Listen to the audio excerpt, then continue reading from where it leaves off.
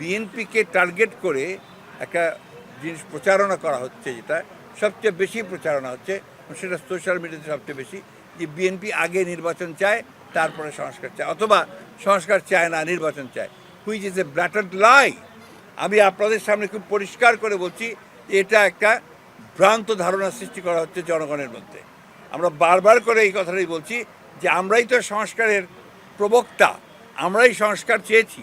আমরা আমাদের 31 দফা যেটা দিয়েছি, একটা দেখবেন না গভর্নমেন্টের যে সংস্কার প্রস্তাব আছে তার সঙ্গে কোনো অমিল আছে। হ্যাঁ, কতগুলো বিষয় আছে সংবিধানের সংস্কারের ব্যাপারে, সেখানে আমরা সুস্পষ্টভাবে আমাদের মতামত আমরা দিয়েছি। কতগুলো বিষয় আছে যেগুলো মীমাংসিত, সেই বিষয়গুলোতে আমরা হাত দিতে চাই না। এখন বলেন তো দেখি, গণতন্ত্রকে বাদ দিয়ে আপনি বহুত্ববাদ, এটা আমাদের দেশের কয়টা লোক বোঝে?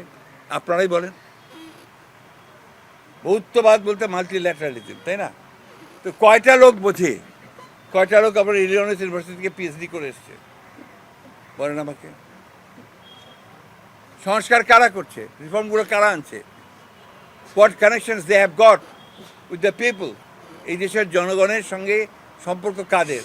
রাজনৈতিক দলগুলো, তাই না? সেটা আপনি জামাত হোক, বিএনপি হোক, আওয়ামী লীগ হোক, জাতীয় পার্টি হোক, জাকের পার্টি হোক, আপনার ওই সিপিসি হোক, নতুন ছাত্র সংগঠনতে তারাই হোক, তাদের সম্পর্ক জনগণের সঙ্গে।